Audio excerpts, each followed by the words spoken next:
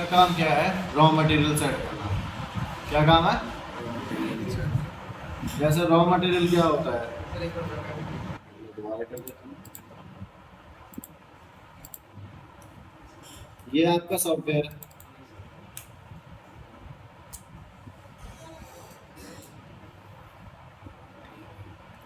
File पे जाओगे, file से इंपोर्ट करोगे,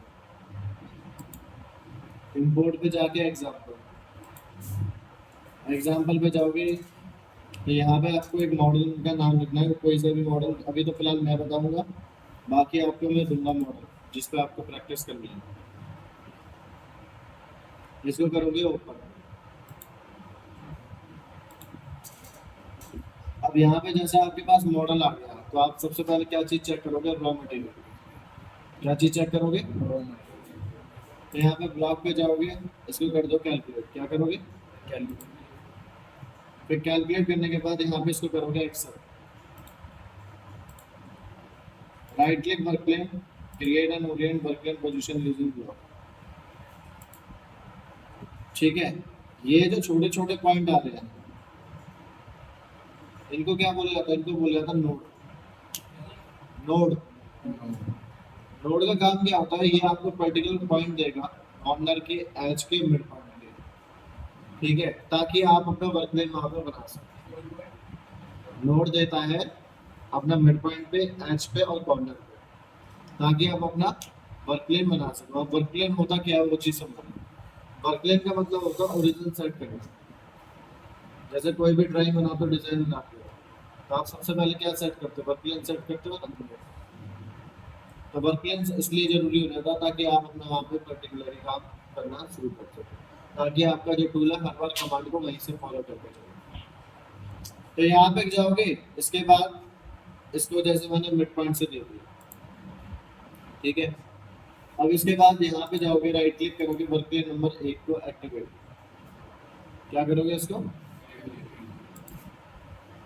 फिर ब्लॉक पे जाओगे, कैलकुलेट और एक्सेल।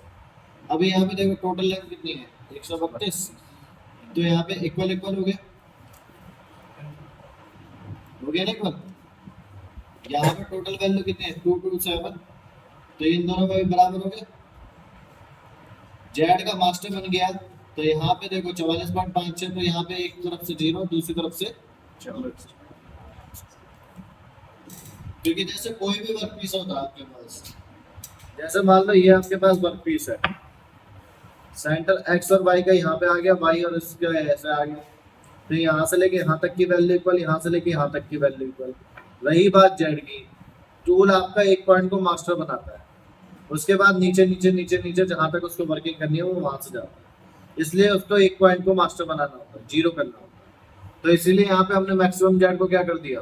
0। और जो वैल्यू सारी नीचे जानी है उसको मिनिमम में डाल दीजिए। ठीक है भाई, इसको कैलकुलेट करोगे और एक्सेप्ट करोगे। इसके बाद ठीक है, इसके बाद अगले नंबर पे आ जाता है टूल सेफ्टी।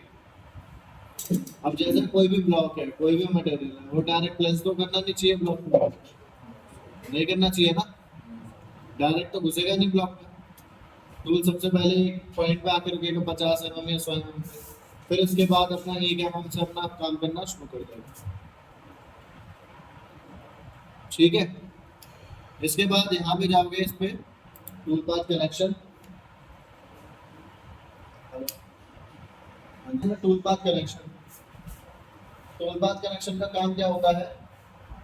जैसे कोई भी वैल्यू होती है, कोई भी हाइट होती है, ठीक है, वो डायरेक्ट आपको दो चीजें वैल्यू देके चलेगा। एक इसमें आता है रैपिड क्लियरेंस। रैपिड क्लियरेंस का मतलब होता है कि टूल आपका हवा में कितने एमएम पर आकर रुकेगा, ठीक है। दूसरा आता है प्लंज क्लियरेंस। प्लंज क्लियरेंस का मतलब होता है टूल कितना एमएम ऊपर से फीड के अकॉर्डिंग चलना शुरू करेगा। ठीक, एक जो एक हाइट पे आके रुकेगा, दूसरा कि तो टूल 1 mm पे आके रुका, 50 mm पर आके, फिर एक वर्कपीस से 1 mm ऊपर से जो प्रोग्रामर ने फीड दी है उस फीड के अकॉर्डिंग काम करना शुरू कर देगा। तो इसीलिए देखो यहाँ पे सबसे पहले आपको ये बताना होता है वर्क प्लेन नंबर। तो यहाँ पे आ गया वर्क प्लेन नंबर 1, क्या आएगा कि कौन से वर्क प्लेन के अबाउट काम करना है। अगला रैपिड क्लियरेंस 50, प्लंज क्लियरेंस, ठीक है, मतलब टूल आएगा 50 mm ऊपर और वर्कपीस से 1 mm ऊपर से अपना काम करना शुरू कर दो। इसके बाद करते हो इसको कैलकुलेट, वैल्यू दोगे से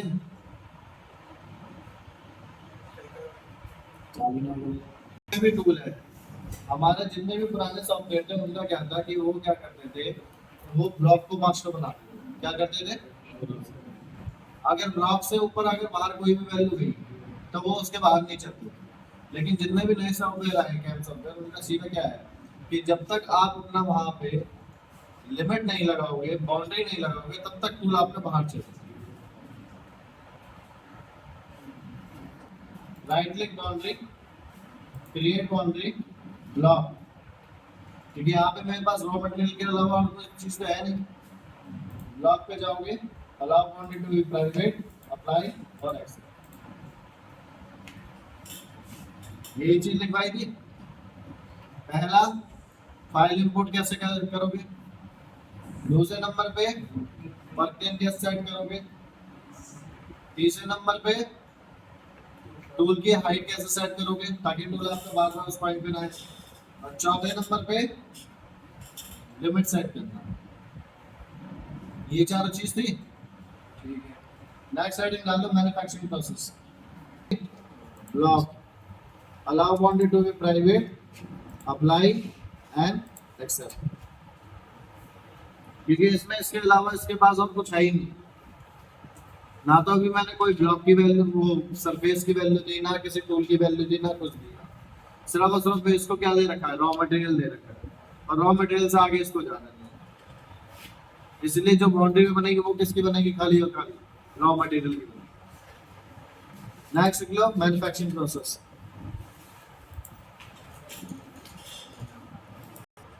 आईनावासन में कोई भी डाई है और कोई भी टूल है तो आप डायरेक्ट तो फिनिश कर नहीं सकते उसमें, आपको सबसे पहले रफिंग तो करनी पड़ेगी। रफिंग करोगे तब जाके उसमें फिनिशिंग का कंसेप्ट आ पाएगा, ठीक है। तो हमारे यहाँ पे रफिंग के भी कम से कम 3 से 4 स्टेज हो जाती है, और कई बार 5 स्टेज की हो जाएगी। क्योंकि भाई देखो भाई, हमारे लिए मास्टर क्या है, हमारे लिए मास्टर है टाइम। कि हमें किसी भी टूल में इतना टाइम नहीं देना कि भैया वो काटते काटते कम से कम 4 से 5 घंटे, 6 घंटे, 7 घंटे लगा। मेरे पास इंडस्ट्री में जो सबसे बड़ा टूल होगा, अगर बड़ी प्रोफाइल आ गई तो मैं कुछ कर ही नहीं सकता, तब तो टाइम आएगा ही आएगा। हाँ, अगर ब्लॉक छोटा है और उसके बाद भी 5 से 6 घंटे ले रहा तो उसमें प्रोग्राम होगी। आई बात समझ में? उसका काम क्या है कि कोई भी टूल है उसका 2 घंटे या 2.5 घंटे से ऊपर ना है, उसको प्रोग्राम ही ऐसा क्रिएट करना है। हाँ, हालांकि जा रहा है तो उसको वो अलग अलग हिस्सों में बांट के दे दे, ताकि ऑपरेटर के ऊपर भी लोड ना पड़े। क्योंकि ऑपरेटर सीधा क्या है, ऑपरेटर करता है निकम्मा पाना, वो सीधा क्या बोल देंगे, भैया आपका प्रोग्राम इतना ज्यादा टाइम ले रहा तो मैं क्या करूँ। पहली बात ये आ गई। दूसरी बात, भैया टूल इतना ही देर चल रहा था, इंसर्ट घिसेगी, टूल घिसेगा अगर लगातार इतनी देर चलेगा। दूसरी बात ये आ गई। तो दोनों चीजों का सॉल्यूशन हमारे पास है। तो हम क्या कर सकते हैं, प्रोग्राम को आधा आधा बांट के बना सकते हैं, आधा इस तरफ चल जाए, आधा इस तरफ चल जाए। तो होगा क्या, एक ही टूल है, 2 अलग अलग टाइम पे हो गया। मान लो किसी टूल में तुम्हारा 4 घंटे आ रहा है, ठीक है, तो मैंने उसको 2 हिस्सों में बांट दिया, 2 घंटे इधर चल जा, 2 घंटे इधर चल जा। तो जो 4 घंटे कंटिन्यू चल रहा था उसका भी पहले कलेक्ट खत्म। अब एक टूल की जो लाइफ आती है वो होती है 1.5 से 2 घंटे की, तो वो एक बार ही में अपना काम कर सकता है। फिर ऑपरेटर को बार बार इंसर्ट जो चेंज करनी है वो नहीं करनी पड़ेगी। तो मैं इस चीज से भी छूट गया, भैया बार बार प्रोग्राम इतना लंबा चल रहा है तो इंसर्ट इतनी ज्यादा घिस रही है। और दूसरी चीज, भैया आपका प्रोग्राम लंबा, ले भाई मैंने प्रोग्राम भी छोटा कर दिया, प्रोग्राम जब छोटा हो गया तो तेरा टूल भी अब कम घिसेगा। आगे ना दोनों चीजें। तो इंडस्ट्री में ये बोला जाता है कि ऑपरेटर जो प्रोग्रामर होता है, प्रोग्राम कोई भी बना लेगा। अगर मैं किसी को सिखा दूं आज, जैसे मैं इसी को सिखा दूं, तो ये भी बना देगा। लेकिन जैसा इंडस्ट्री मांगती है कि भैया मेरा टूल बचना चाहिए बस, तो कुछ भी बना, प्रोग्राम कोई भी बना सकता, टूल को बचाना मुश्किल है। आई ना बात समझ? तुमने कई बार इंडस्ट्री में ये भी सुना होगा कि टूल है वो टूटते बहुत ज्यादा है। लाइट चली गई, इसमें कनेक्ट, इसमें कनेक्ट। कोई भी एक पार्ट है, चाहे आप एक डाई बना रहे हो, चाहे छोटी सी डाई बना रहे हो, चाहे जैसे अभी फोन का मॉडल दिखाया था ना, आप उसी को बना रहे हो, तो उस एक पर्टिकुलर डाई को, पार्ट को बनाने के लिए आपको इतने प्रोसेस फॉलो करने हैं।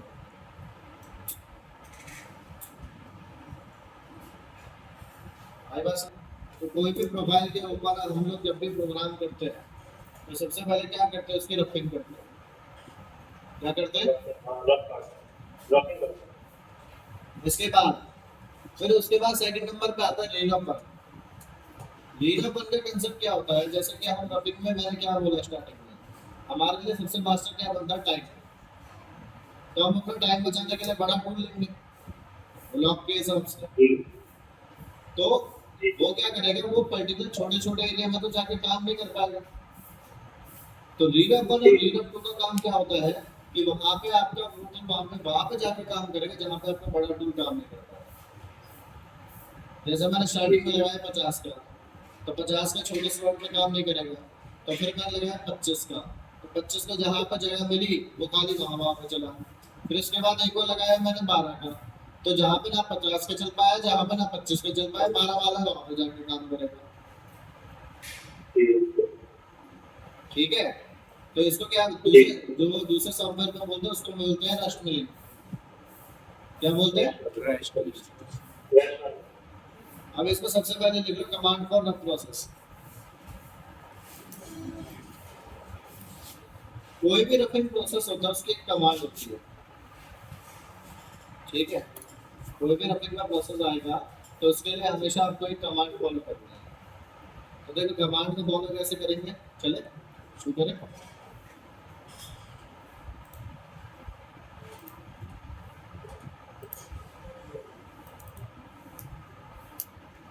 ये मैं फिर से वो आगे जो पिछले वाला बताया था उनको फिर से बता के बना देते हैं।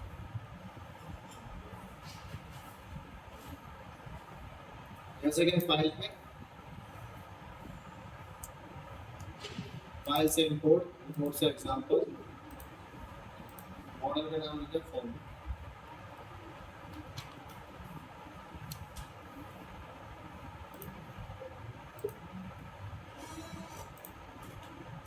ब्लॉक पे गए, कैलकुलेट एक्सेल,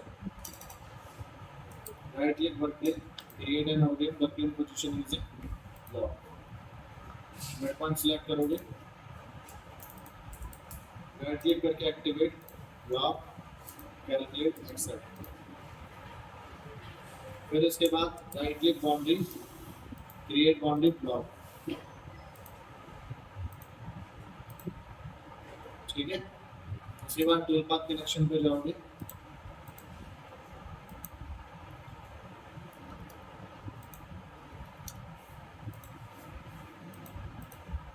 अब यहाँ पे जाओगे सबसे पहले टूल पाथ स्ट्रेटजीज पे।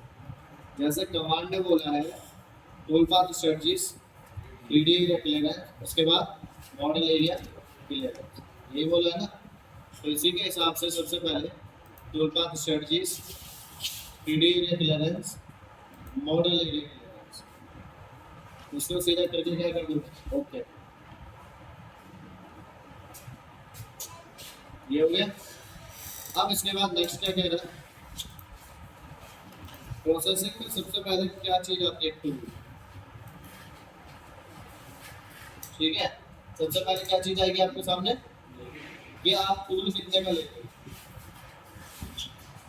क्योंकि विदाउट टूल सिलेक्शन करें तो हम अपना प्रोग्राम नहीं बना सकते। अब इस सामने वाला का क्या कह रहा है, if your profile will be more than 250 then apply tool sequence roughing is with 50, read up on 25, read up to 12। अगर आपकी जो प्रोफाइल है वो 250 mm से बड़ी आती है, मीन्स 270, 280, 300, 350, 500, इससे भी प्लस आ रही है बल एक्स और वाई में। ठीक है, तो सीधा क्या कहता है कि भैया आपके पास जो सबसे बड़ा टूल है स्टार्टिंग में वही लगा, ज्यादातर कंपनी में 50 का टूल सबसे हाईएस्ट रहता है, कहीं कहीं पे 63 का भी रहता है, कहीं कहीं पे 80 का भी रहता है। लेकिन 80 का जो टूल होता है वो खाली बेसिक कंसेप्ट के लिए होता है, ना कि प्रोफाइलिंग के लिए होता है। तो 63 का वो लास्ट माना जाता है प्रोफाइलिंग के लिए। तो 63 का है तो आप 63 का डायल लगा सकते हो, नहीं तो 50 का पुल जो आपको हर जगह मिलेगा आप उसको लेके चलोगे। बड़े पीस में, छोटे पे नहीं। 80 वाला क्लासिफिकेशन के लिए use होता है। तो अगर देखो रफ करते हो 50 से, तो रीड अप 1 किससे करना है और रीड अप 2 किससे करना है आपको। अब जैसे कोई बोलता है कि सर जी इतना लंबा लंबा डिस्टेंस क्यों दिया, तो उनसे कहो आधे आधे का फर्क है। 50 के बाद आप चला रहे हो 25 का, 25 के बाद आप चला रहे हो 12 का, कितने कितने का फर्क है, सब आधे आधे का फर्क है। पहले एक चीज समझो, अगर आप टूल में गैप कम रखोगे तो टूल को माल कम मिलेगा। जितना ज्यादा टूल में गैप होगा उतना ज्यादा उसको माल मिलेगा।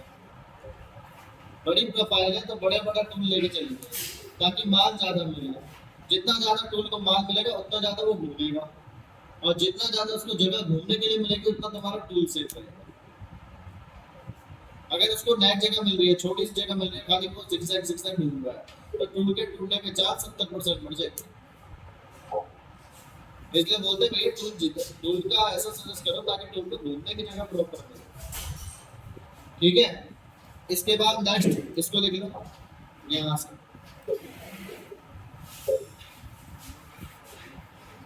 इसके पूरे को लिख लो।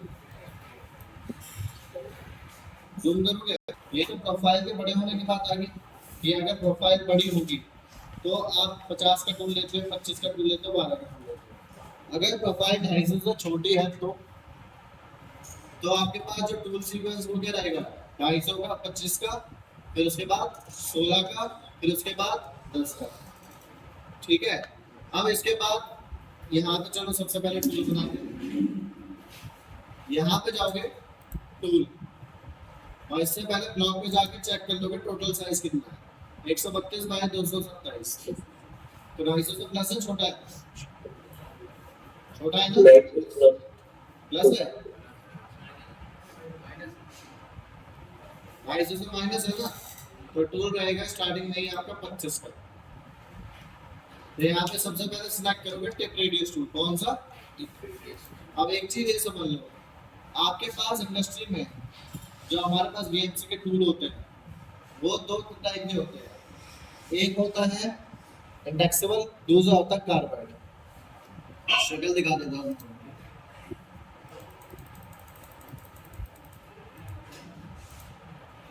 ये कैसा कट रहा था, ठीक है, जिसमें इंसर्ट कुछ इस तरीके से लगी होती है,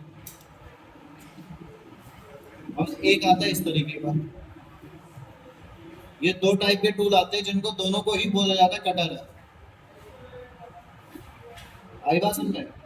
अब 14 से नीचे जितने भी डाया होंगे, 12, 10, 14, 8, 6, वो सारे के सारे आपको इस शेप में मिलेंगे कार्बाइड,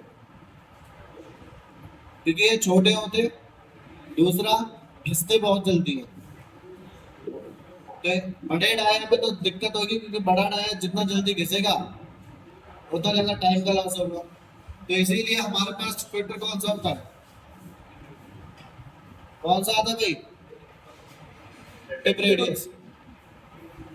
कौन सा आता है, इसमें क्या होता है, खाली ये इंसर्ट ही घिसती है, तो इंसर्ट अपने आप ऑटोमेटिक हम चेंज कर सकते हैं, लेकिन टूल की लेंथ एज इट इज रहेगी।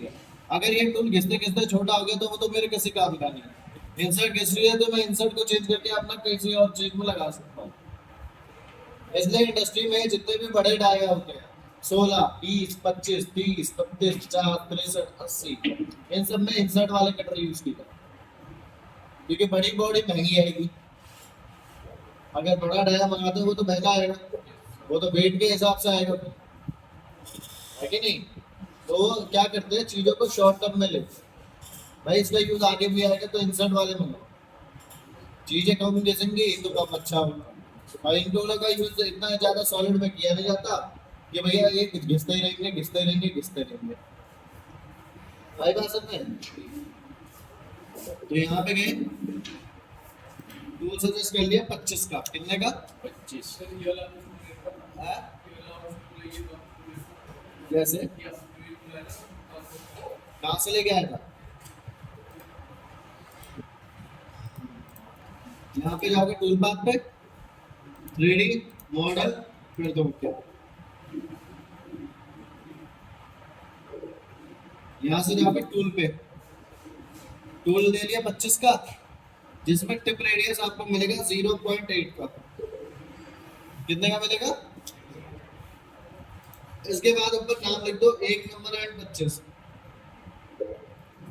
अब ऐसे में ये तुम्हारा ऑपरेटर को तुम्हें ये बताना पड़ेगा, नाम ऐसे ही लिखना पड़ेगा। अगर आप खाली 1 नंबर लिख देते हो तो उसको क्या पता कि कितने का टूल चल रहा है, और खाली 25 का एंड लिख देते हो तो इसको ये नहीं पता चलेगा 25 का एंड कौन से नंबर पे चलेगा। तो हम लोग इसको इस तरह इसलिए लिखते हैं, 1 एंड 25 की पहले नंबर पे चल रहा है, कौन सा फॉर्म चल रहा है? एंड का फॉर्म चल रहा है, कितने डाया का चल रहा है? 25 का डाया चल रहा है, ताकि उसको चलाने में और उसको समझने में दिक्कत। ठीक है भाई, इसका फोटो खींच लो सब लोग।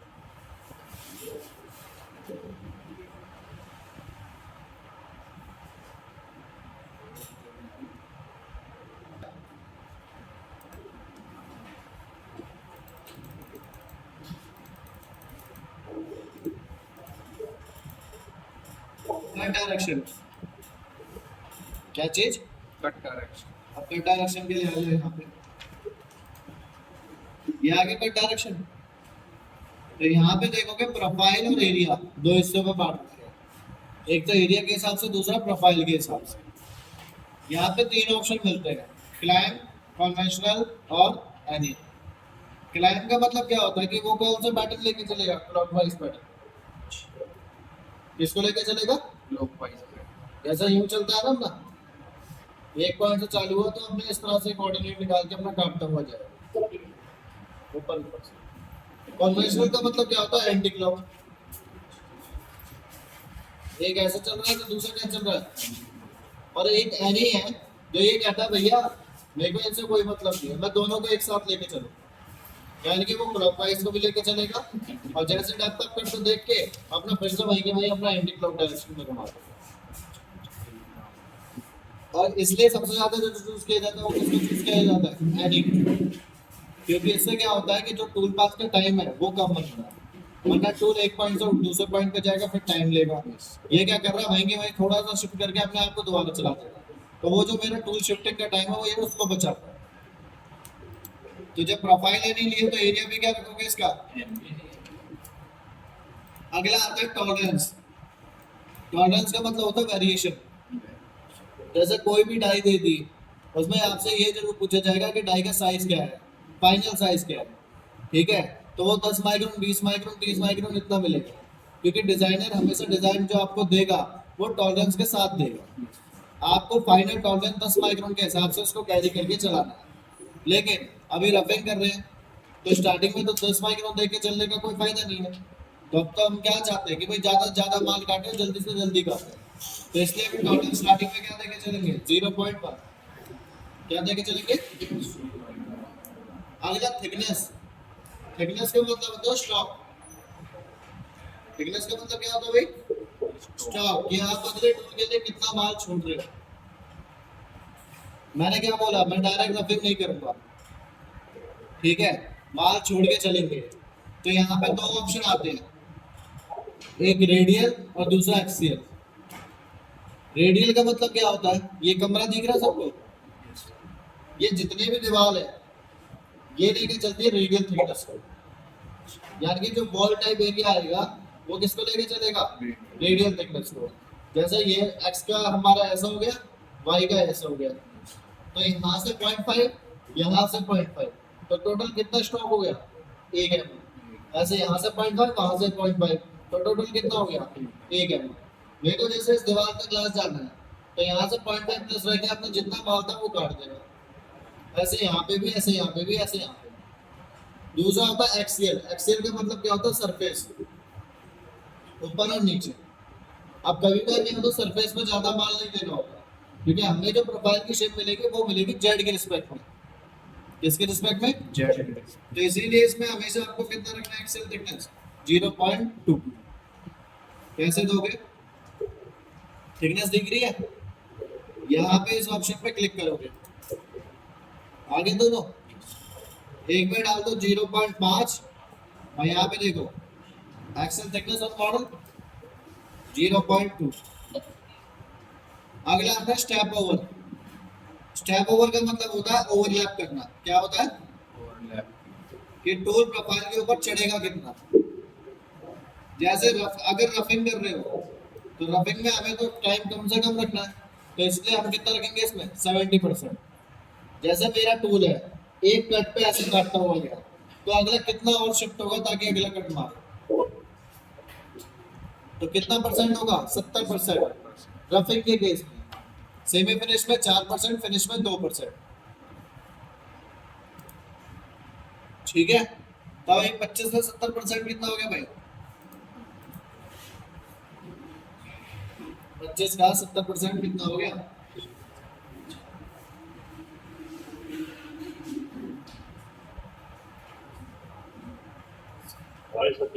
17.5। निकाल के दिखाऊंगा, क्या हो गया? इसके बाद स्टेप डाउन। स्टेप डाउन का मतलब होता है डेप्थ ऑफ कट, कि टूल आपके एक बार में कितना अंदर जा रहा है। अब जैसे मेरे को 30 mm लेके जाना, तो 30 mm एकदम सीधा तो घुसा नहीं सकता, 0.2 0.3 0.4 ऐसे करके चलूंगा। तो मैं क्या करूंगा इसमें एक बार में, वो मटेरियल के ऊपर डिपेंड करेगा कितना। अभी हम लेके चलेंगे इसमें 0.3। कितना? अगर ये सॉफ्ट होता, एल्युमिनियम होता, प्लास्टिक होता, तो मैं कम से कम इसमें 1 से 1.5 से 2 इतना लेके चलता।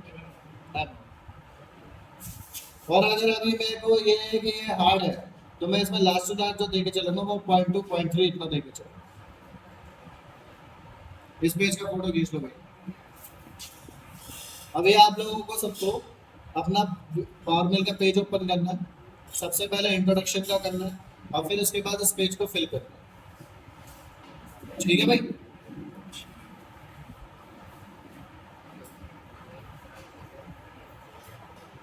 ठीक है ऋषि?